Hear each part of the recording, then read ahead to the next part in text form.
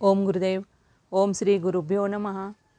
परमपूज्य गुरुदेव म्हणाले, एकदा नारद मुनींच्या मनात आले की नारायण आणि माता लक्ष्मीमध्ये भांडण लावायचे. त्या उद्देशाने ते नारायणाकडे गेले.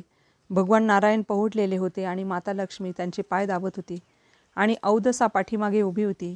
काही व्यक्तींना सवय असते हळूच काहीतरी कळ लावायची आणि मजा बघायची. तसेच नारदांनी नारायणाला विचारले, प्रभू मी तुम्हाला एक विचारू का? असे म्हणून लक्ष्मीकडे बघत म्हणाले, नको जाऊ दे, तुम्हाला वाईट वाटेल. तेव्हा लक्ष्मी माता ही म्हणाली, विचारा नारद मुनी. आणि अवदसाही म्हणाली, विचारा नारद मुनी. मातेची जशी आज्ञा म्हणून नारदजी नारायणाला म्हणाले, प्रभू आपल्याला ह्या दोघी मातांपैकी कोण जास्त आवडते? असा प्रश्न विचारल्यावर दोघींची नजर प्रभूकडे होती. नारायण म्हणाले, मला दोघीही सारख्याच आणि अत्यंत प्रिय आहेत. लक्ष्मी येताना मला फार आवडते आणि अवदसा ही मला तेवढीच प्रिय आहे, पण ती चालताना तिचे मागच्या बाजूचे सौंदर्य मला खूप आवडते. असे म्हणताच अवदसा ठुमकत मुरडत निघून गेली. नारदाच्या मनात जे नारायण लक्ष्मीमध्ये भांडण लावायचे होते ते काही सफल झाले नाही. तुम्हाला हे सर्व सांगायचा उद्देश हा आहे की चांगल्या स्वभावाच्या व्यक्तीकडे वाईट जरी गेले तरी ते त्याच्याकडून चांगला उद्देश घेऊनच बाहेर पडते आणि वाईट बुद्धीच्या माणसाला चांगला जरी उपदेश केला तरी तो त्यातून वाईटच अर्थ काढेल. मी एकदा जंगलीदास बाबांना प्रश्न केला, गुरुदेव खूप अपमान सहन करावा लागतो, खूप त्रास होतो, अडचणी येतात. ते मला वचनभाऊ म्हणत. ते म्हणाले, वचनभाऊ आकाशात विजा कडाडतात, मग खूप काळे ढग येतात, मग समजायचं की आता सर्व हिरवगार होणार आहे. मी म्हणालो, कसं काय? तेव्हा त्यांनी सांगितले, असं वातावरण झालं की पाऊस येणारच आणि पाऊस आला की शेती पिकणारच. अरे कणभर त्रासानं मनभर चांगलं होणार असेल तर त्या कणभर त्रासाचा काय विचार करायचा? एक अंध कवी होता. कृष्ण आल्याचं त्याला समजलं तेव्हा तो कृष्णाला म्हणाला, या नेत्रांनी तुला बघायचं आहे. तेव्हा श्रीकृष्ण म्हणाले, ती दृष्टी तर तुम्हाला गर्गमुनीच देऊ शकतात, आपण त्यांच्याकडे जाऊ. ते तेथे गेल्यावर गर्गमुनी म्हणाले, तुला कृष्णाचं दर्शन क्षणभर होईल, तेवढीच दृष्टी येईल, नंतर मात्र तुला श्रीकृष्ण दिसणार नाही.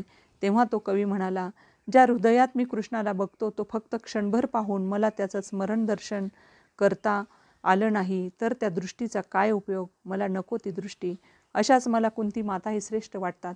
त्यांच्या जीवनात किती दुःख. सूर्यापासून पुत्र झाला, तोही पाण्यात लोटून द्यावा लागला. आणखी 5 देवपुत्र झाले, त्यांनाही दुःखच मिळाले. पती असून पती सुख नाही, बरोबर सवत होती. नंतर सगळे नातू युद्धात गेले तरी श्रीकृष्णाला तिने दुःखच मागितले. ती म्हणाले, हे कृष्णा, तुला जर मला काही द्यायचेच असेल तर मला दुःखच दे, कारण दुःखातच मला तुझी आठवण राहते आणि तेव्हा तू जवळ येतो. तू जवळ नाही आलास तरी मी तुझ्या आठवणींच्या जवळ असते. दुसरी एक गोष्ट आहे ती म्हणजे दुःख कशाने होते? परमेश्वराने जेव्हा आपल्याला बनवले तेव्हा त्याने दुःख निर्माण केले नव्हते. सच्चिदानंद असे हे स्वरूप होते आपले. पण माणसाने कळायला लागल्यावर एक अकाउंट ओपन केले. त्यात पहिले मीचे खाते खुलले, नंतर माझेचे, नंतर तूचे, नंतर तुझे, नंतर त्याचे आणि नंतर मग इतर अकाउंटपेक्षा मी आणि माझे ह्याने जास्त दुःख सुरू झाले. माणसाचे जीवन भूतकाळही नसते आणि भविष्यकाळही नसते. जीवन असते ते वर्तमान काळाचेच. वर्तमान कधीही भूतकाळ नसतो. वर्तमानात जगता आले तर दुःख होणार नाही. हत्तीपासून मुंगीपर्यंत सर्वांमध्ये आशीर्वाद देण्याची योग्यता असते. हत्तीने गाडीवर चारा खाल्ला आणि मुंगीने साखरेचा दाणा खाल्ला, दोन्हींनाही सारखंच समाधान आहे. तसेच प्रत्येक जीवात आशीर्वाद देण्याची योग्यता असते. पुण्यवंतही आशीर्वाद देऊ शकतो, तोही फलित होतो, आणि पापीही आशीर्वाद देऊ शकतो, तोही फलित होतोच. पण इथे कोणीही पापी नाही.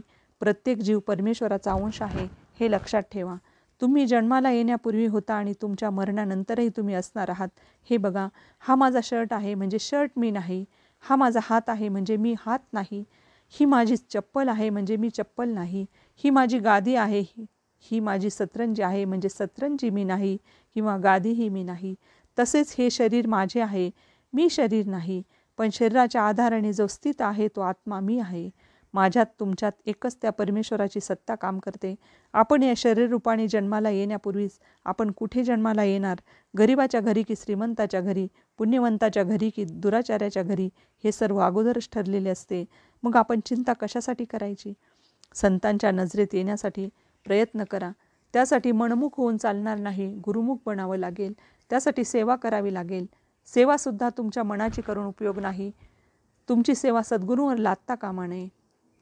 संतांचे कुळ आणि नदीचे मूळ पाहू नये. नदीचे पाणी कुठूनही आले, कितीही वरून आले तरी ते खालीच पडते. याचा अर्थ असा की ती नम्र होते तेव्हा तिचं पावित्र्य वाढतं.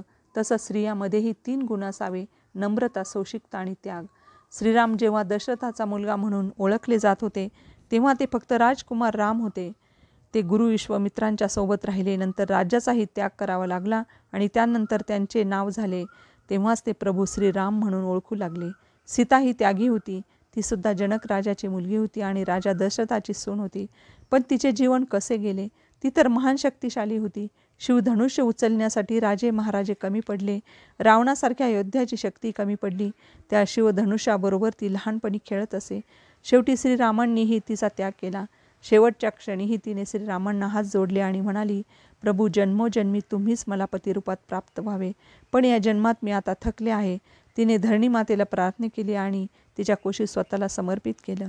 काही लोकांना अशी सवय असते की स्वतःच प्रश्न विचारायचे, त्याला स्वतःच उत्तरं द्यायची. काहींना तर मध्येच बोलायची सवय असते. त्यातून निष्पन्न काहीच होत नाही.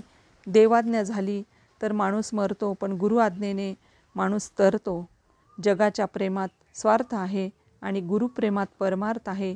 मी जेव्हा 15-16 वर्षाचा असेल तेव्हा तर आपल्याच शरीरात आपल्याच घरात पाहुण्यासारखा राहिलेला आहे. ओम गुरुदेव. तेरा तुझको अर्पण.